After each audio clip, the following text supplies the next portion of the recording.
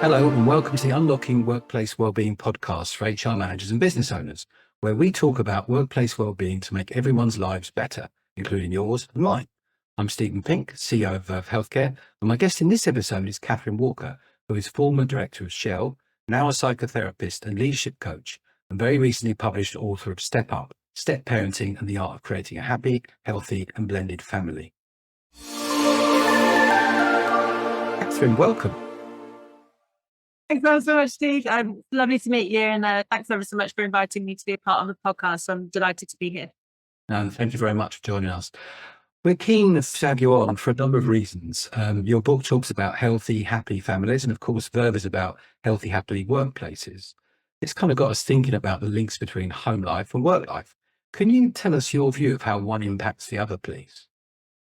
Sure. Well, I think it's really simple. Who we are affects our environments, and our environments affect us. Like, the two are inextricably linked.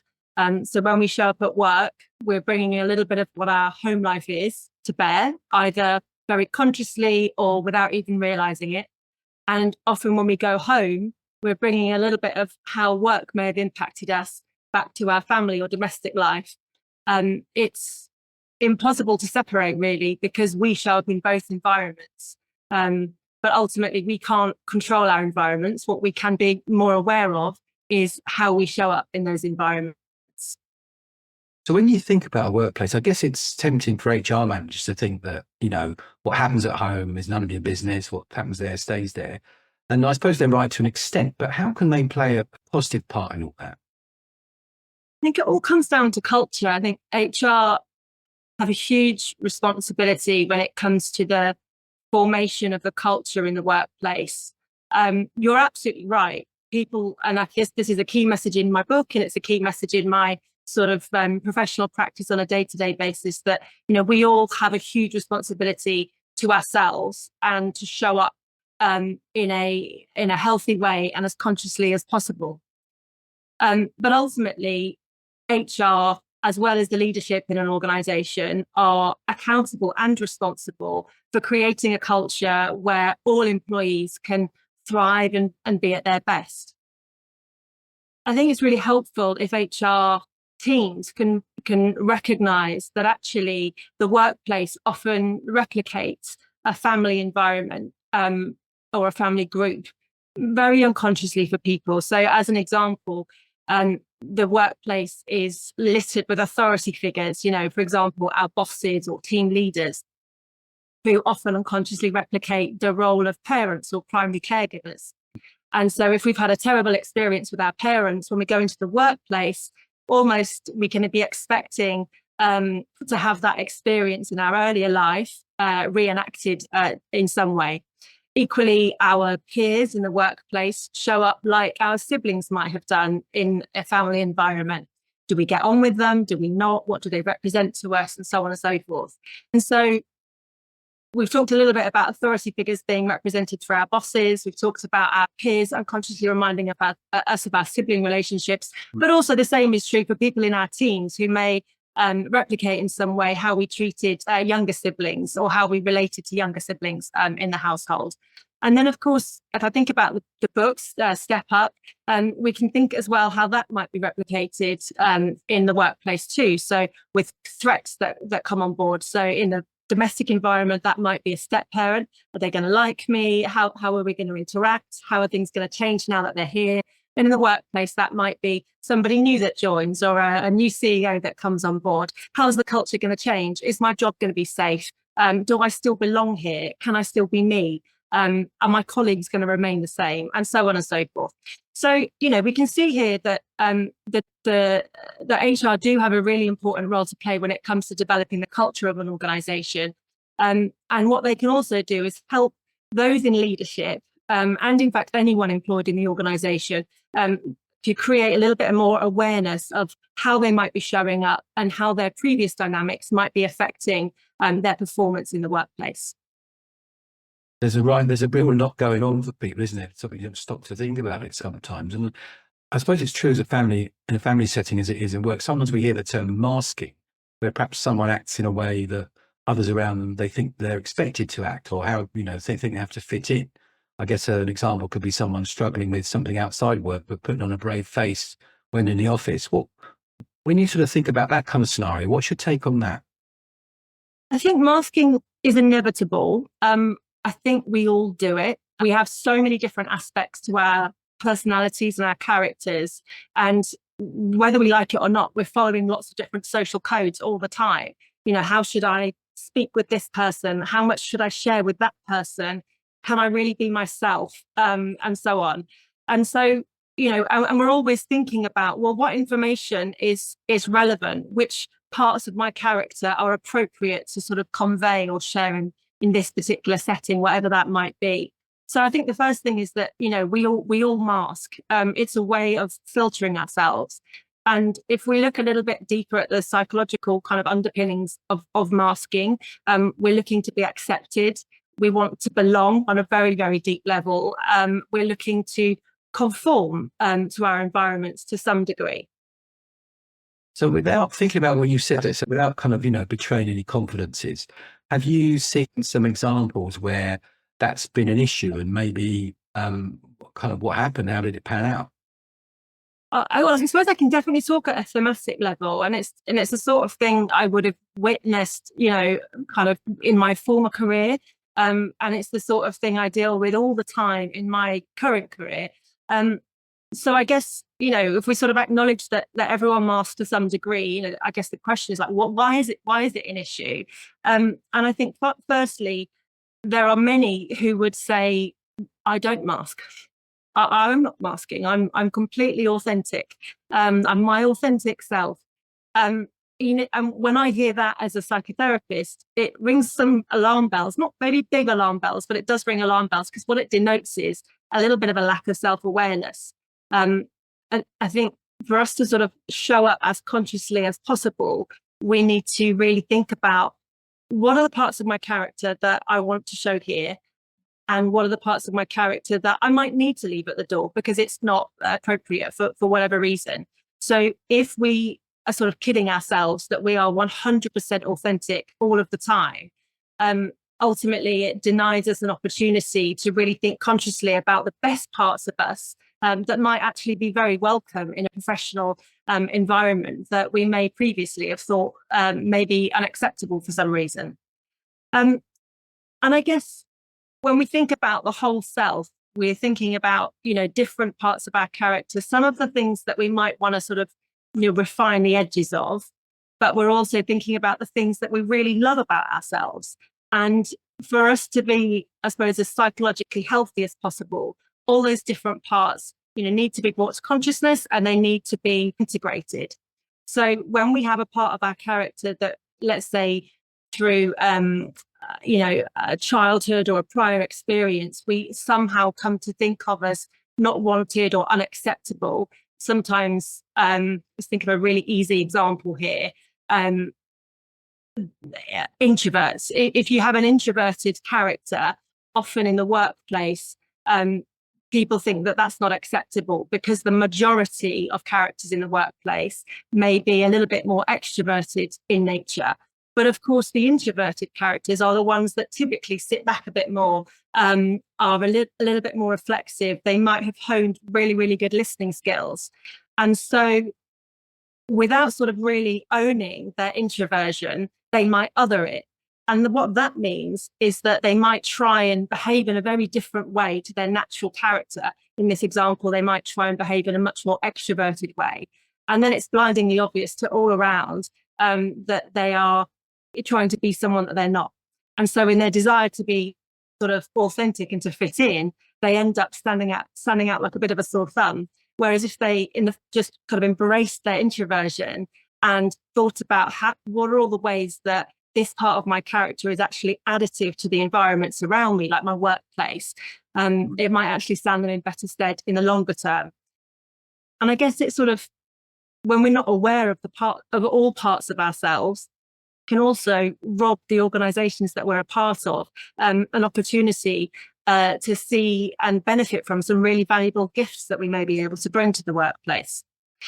And I think finally, a common thing that I come across is when people do mask a lot and very actively, and they try to hide lots of parts of their characters, they end up feeling really lonely and isolated often. They're sort of hiding so much that in fact there's fewer and fewer and fewer parts of their character that they actually do think are acceptable. And so as a result, they don't open up, they share, they become a lot more guarded, so on and so forth, to the point where often people will say things like, I don't even know myself anymore. How did I end up here? And then if you're in that position, then it's really difficult to show up in a way that's additive to the environment around, because that sort of lack of self-esteem, that lack of confidence, lack of self-worth will inevitably get in the way of being able to do that, which is a shame. It is. I'm just thinking about, which I'll ask a slightly different question, kind of build on that. I guess, that's a lot to take in, particularly if you're someone that kind of struggles with that balance between authenticity and doing what's accepted, as you were describing.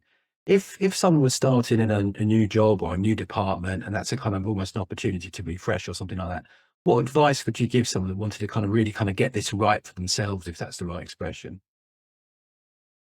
I think personal development work is always additive, one way or another. It's additive to self, it's additive to the groups we're a part of, it's additive to the organizations we're a part of. So I think if someone finds themselves either being promoted into a new position, or finds themselves in a completely new environment, I would always advocate, because what we're talking there is about change and transition. So I'd always advocate for somebody to embark on a bit of a chapter of personal development, whatever that looks like for them. I mean, unsurprisingly, I'm going to always say a therapeutic chapter or a coaching chapter, something like that. Even if it's simply a case of reading a sort of self-help type book or a leadership book, and sort of trying to sort of see yourself through the pages that you read. What am I really good at here? What of this stuff is new to me? What of what I'm reading now is scaring me? And what are the opportunities for me to sort of grow? So there are many different ways that people can tackle their own self-development. Also seeking feedback from the previous environment, previous bosses, the HR teams, seeking feedback from peers, from colleagues, from family members. So there are many, many ways to sort of achieve that goal of getting to know yourself a little bit better. And I guess the second thing is, rather than just focus internally, which is I think where I've just started, it's then to do the exact opposite and to look externally. And what I mean by that, Stephen, is if you're about to join a new team, or you've been promoted, or you're joining a new company, understand a little bit about the team that you're about to be a part of. Where can you fit in? What can you bring that is really going to be needed, or is going to bring a sort of a different set of qualities or strengths to the team that might be lacking today? And then think about how you might need to sort of flex to be part of that environment. And then thinking a little bit more broadly as well, if you're joining a new company, let's say, or often people move teams within organizations, and even though it's run by the same company, team one might look very, very different to team two in terms of its culture. So I would always recommend that people transitioning roles or organizations to really take a good look at the culture that they're about to walk into, so that they get a bit of a heads up on, again, all these things that we're talking about. What's acceptable? How can I shine? How might I need to flex? And how can I contribute successfully to the environment that I'm about to walk into? I think one of the things I like about what you're saying is the way you describe it makes something to be quite scary for people, feel quite not straightforward, but easy to get your head around when you're going to a new environment. You mentioned a bit about development and perhaps self-help books and things like that. Coming back to your book, Step Up, and thinking about your work in leadership development, what would you say are the essentials for HR managers and employers to kind of embed at work so that we get a great space for a healthy and happy people to thrive? Well, I think that I'll turn to my sort of previous answer, but I'm just going to think about it very specifically through the lens of HR now. So when I was talking about, knowing yourself and personal development, I think that's a really, if I was an HR manager sort of developing a bit of a strategy now, I think about, well, how can I develop a pillar that is designed to support the personal development of the employees that work in that particular organization? What programs do I want to make available? What chunk of the budget might be appropriate here? And this is when we say personal development, it's really important to remember that it's always going to directly benefit the organizations that the people who are receiving the personal development are working for. Because ultimately, teams, and we'll come back to teams in a moment, but teams are made up of individuals.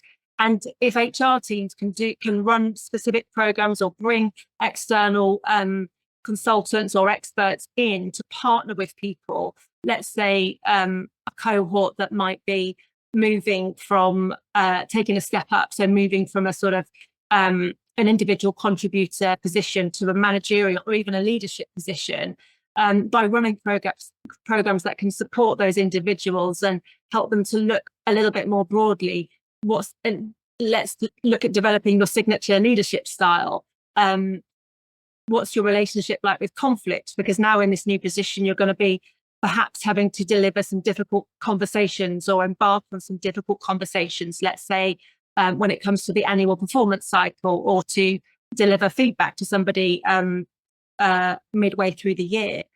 So whatever HR can do to invest in the individual development of the people in the workforce is going to be additive. And I think going back to maybe one of your very first points about bringing kind of home life into work. Yeah. And I do agree that to some extent, some stuff needs to be taken care of by the individual and needs to be sort of dealt with separately.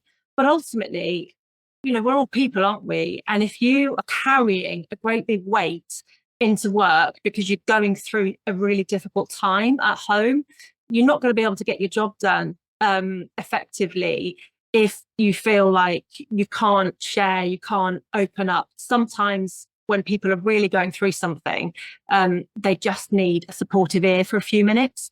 And that might make the difference between them needing to go home at lunchtime or actually being able to sort of get their head down because they feel heard, respected, listened to, and deliver some great work despite, starting off on a really difficult foot. So individual development, really important. Second of all, and I'll just try and keep this brief, but I mentioned kind of thinking about the teams that you're about to be a part of. So I think HR, going back to that strategy, thinking about, okay, how can we address the team development? Yes, they're made up of individuals, but groups of people take on their own energy. You'll be familiar, teams in the workplace. Oh, that team's a really loud team. That team's really unstable. That team do really, really great work. We want to be a part of that team. That team have a really great manager or leader. So teams develop their own sort of micro cultures, which HR teams in short can sort of help to sort of foster and build. And then I think the third point I was making was just this kind of be prepared to flex, what's acceptable, what's not. And I think that within that, it's good communication. So people get really, most people have a very difficult relationship with change. Some people embrace it, most run from it, and it can be a little bit change averse. Change means insecurity for many people. So when an organization naturally has to pivot, change, new people are coming in, HR can really lead the way with really clear communication that's delivered regularly to help people feel safe, so they know exactly where they stand. And all of that good communication will contribute to a positive culture and create the happy workplace and environment that we're talking about today. Brilliant. There's so many ways to look at it, so many perspectives. We talked about the individual's own action plan, things the HR and the business leaders can do. So if we sort of come back to your book a minute, that's out now, and it sounds like there are lessons in there for blended teams as much as blended families. And I'm taking from our conversation that creating an authentic workplace, particularly what you're saying latterly there, gives space to be honest with ourselves as well. Things that we might have to open up to ourselves about before we're ready to open up to our colleagues about in a kind of, managed way. So we can put some of those masks away. We've covered a lot. So as we wrap up the podcast, are there any sort of specific final thoughts that you would like to share?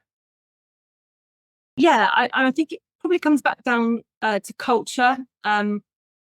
like never underestimate the power of culture, and investing in it. And I remember from my own sort of corporate days that, the word culture and culture is key. Like they are spoken all day, every day, but often, and this is the difference, often they feel a little bit more like lip service than actual reality.